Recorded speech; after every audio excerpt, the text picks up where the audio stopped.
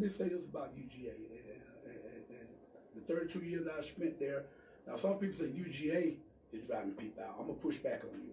It's the developers that are driving out. Now, with more and more kids coming in, it does cause when it comes to rent. Because the developers see, I'll give you a perfect example. Developers build buildings downtown. They build 4 or 5 bedrooms.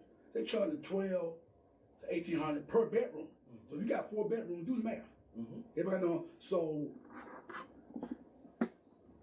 I'm not gonna say UGA is pushing the folks out. I say developer, because what developers see, they see students coming in, they see money, they see dollar signs, and they're saying, okay, we're gonna build this, and we're gonna charge what we charge. We don't have rent control in this state.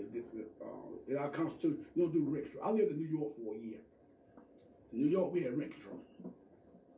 So that I understand.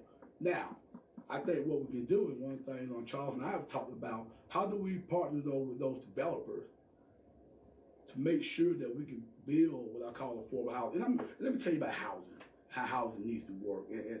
And this may not be popular. I look at housing on a regional perspective. For example, there are people living in Barrow County. You can go up there and find a home for $250,000, $275,000, $300,000. That may be an area that people, although they want to stay here, they may have to move to those different communities and come here to work. Same thing in Overthorpe, Madison, Jackson. Because UGA is the engine that drives everything, and because developers are sort of setting the price, then that's why it's hard for people. My son, I use my son, perfect example.